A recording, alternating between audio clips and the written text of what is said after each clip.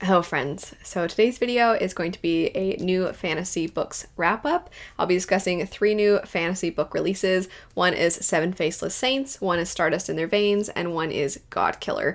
I did do a whole in-depth non-spoiler review for Godkiller. I'll have it linked if you would like to see that after hearing me discuss it in this video, but also if you have already watched that review and it would be very redundant and unnecessary to hear me talk about it again, I'll start with that one and have a timestamp so you can skip ahead, and then I'll have timestamps for when I talk about the other 2. All of that said, and jumping into it and starting with Godkiller, I loved this one. I loved it. I cannot believe how short it is for how much happens, how much I cared about what happened, how much I cared about the world and how much of the world you get and how much lore there is and the relationships between the characters and the individual characters and their development. It was all fantastic. To me, this reminds me in a lot of ways of Witcher, and specifically if you've read the Witcher books or some of them and thought, I wish I actually focused on Geralt, and specifically I wish I got to see more of Geralt and Ciri. If that was your thought when you read Witcher, here you go. You're going to get that in this. We follow a woman named Kissin, who is a Vega, which would be a god killer, as the name implies. It's kind of a god hunter, and that is somewhat where I draw the comparisons between her character and Geralt's character. She's very rough around the edges. She doesn't really seem like she cares for anything or anyone. She seems somewhat apathetic. She's just there to do her job and make her money and go home. But you do find that there are some people that she cares very much about. And one day there is a young girl who ends up trying to get some information from Kissin, and Kissin does not have the information she needs. However, Kissin takes it upon herself to help this young girl. And as the story is progressing, you kind of see a bond develop between the two of them. The young girl originally seeks Kissin out because she has her own god that she has a bond with. This should be impossible. Gods don't typically bond to humans. And so this young girl is trying to find a way to break this bond because while she does actually care for Skediketh is the god's name, and Skediketh is this cute kind of animal companion-like being, while she does care for Skediketh and while Skediketh cares for her, they cannot physically be apart very far or they will become weak and they almost feel injured. And on top of that, it would seem that if one of them dies, the other one would die as well. So it is as though the two of them can't really live their own lives. And that is why this young girl is desperate to find a way to break whatever this bond is.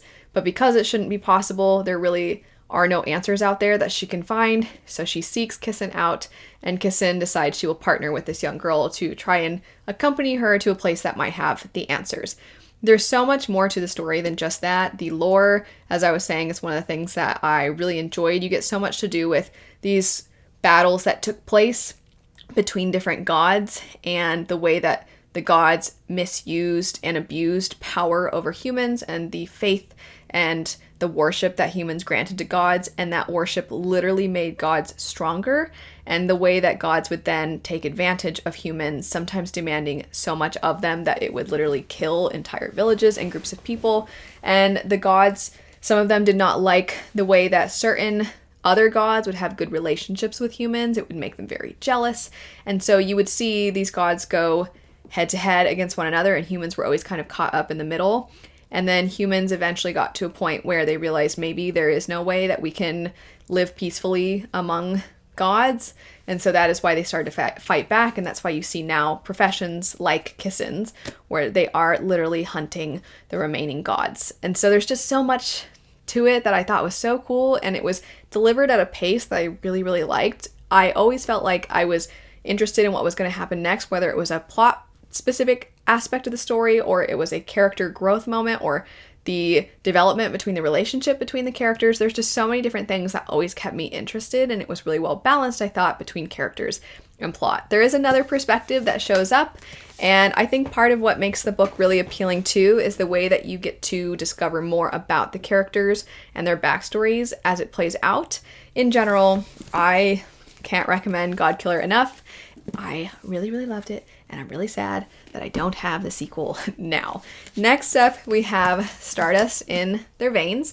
Speaking of sequels, this is a sequel. This is the second book. It comes after Castles in Their Bones. I have spoken rather highly of Castles in Their Bones. I think it's great for if you enjoy political intrigue in your fantasy, and specifically the kind of political intrigue that has to do with people manipulating each other and manipulating people in very subtle ways. You follow these three sisters who are triplets, whose mother has their entire lives been training them to become the perfect brides for the marriage alliances that they are each going to fulfill. And by perfect bride, what that means is knowing how to appeal to the man or the men that they're supposed to marry, how to figure out exactly how they tick, what they like, what they don't like, how to appeal to them based off of what their interests are, and do they tend to be hot-headed? Do they tend to be very calm? How can you manipulate them to make them do what you want?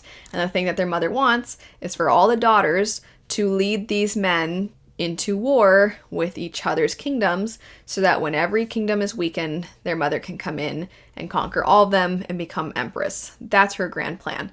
And so all of the daughters have been trained on how to do all these things, but each of the different kingdoms is very different from one another. And then, of course, once they arrive, there are unforeseen obstacles in their way that they have to then try to overcome, and whether they can or cannot overcome is one of the parts that's really fun to follow in that first book.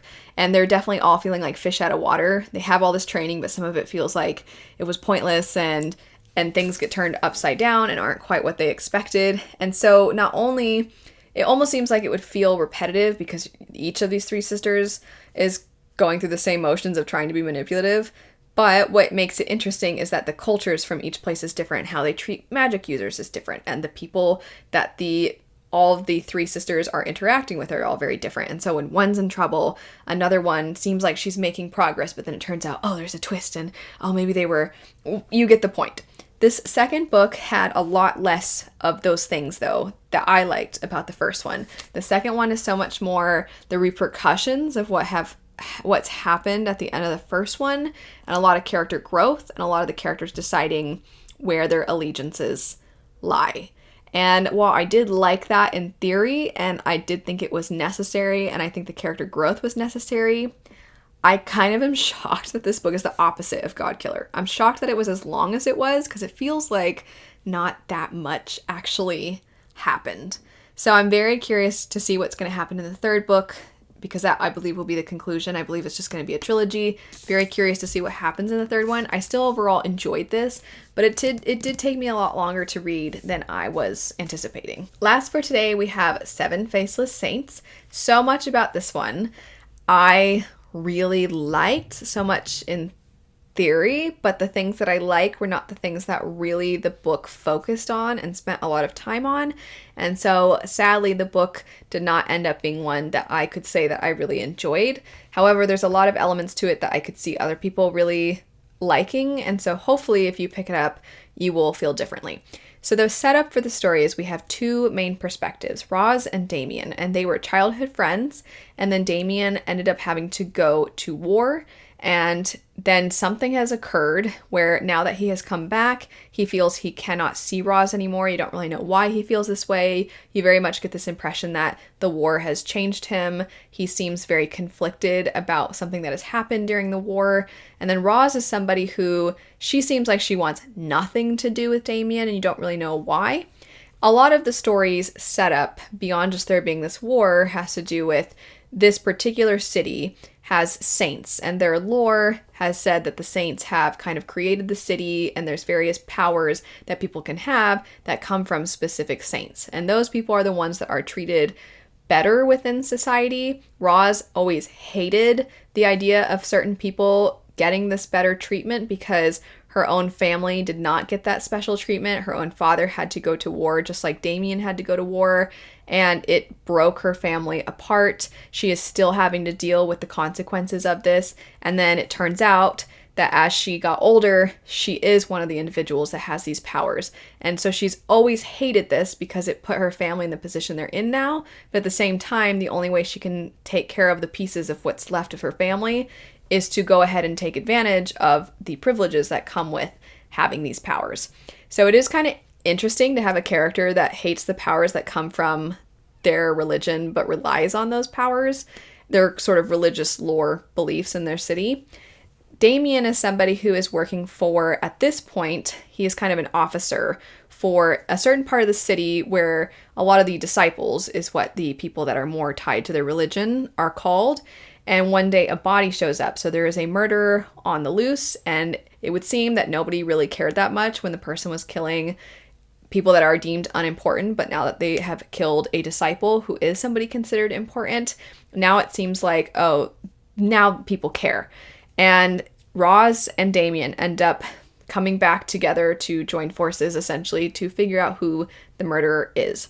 So a lot of what I described with the lore, the way in which different groups of people are having very different lives and having very different amounts of comfort in their lives, depending on whether they have these powers granted to them, all the things with the war, and their family drama, which you only get bits and pieces of from what I was describing. But the family drama is all really interesting.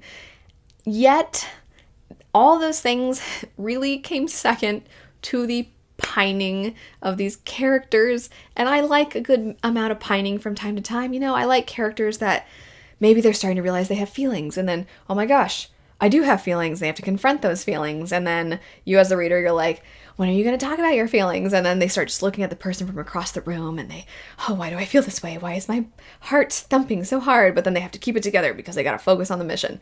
I like that kind of pining. I do not like when, literally, because it's dual perspective, you go from, it's Roz's perspective. Ugh, that Damien, I had to see him again. He is pretty handsome. He seems like he's more manly looking now since the war. He's lost some of his boyish looks. And then you go, I'm of course paraphrasing, but then you go to Damien, it's like, oh, Roz, why do I feel the way I feel? She could never forgive me for the things that have happened. I can't ever tell her. Oh, she's so beautiful, the way the moonlight lands on her hair. And then you go back to Roz, and it's like, wow, I was bumping so close to Damien during this, and it was like every single time after they interacted with each other, it was constant. It was so often that they were just thinking about when I brushed his arm, when I happened to be pressed up against her when we were hiding from a dangerous person. And it's just, that was the thing that got focused on. And I was like, this world seems cool. This city seems cool. I want all of that stuff. But if you're somebody who's like, I like the idea of them constantly pining after each other, it sounds like a good time, mixed with a cool world and mixed with cool city politics and things like that, and interesting familial drama, sign me up. So hopefully that's you. Hopefully everything I described sounds absolutely perfect, and the pining is the cherry on top. That's the thing that sold you. For me, I don't like cherries, so it did not sell me, and it sadly made it so that it wasn't a series that I am going to be continuing on with. But I hope that if you pick it up, that you really, really like it. And then when the sequel comes out, hopefully you really like the sequel as well. That's it for some new fantasy releases. If any of these do sound interesting, I'll have purchase links in the description bar down below. Let me know what new fantasy you've been picking up, what your thoughts are on them. If you've read any of these, let me know your thoughts on these ones. But anyway, thanks so much for watching. I hope you have a lovely rest of your day, and I'll see you later. Bye.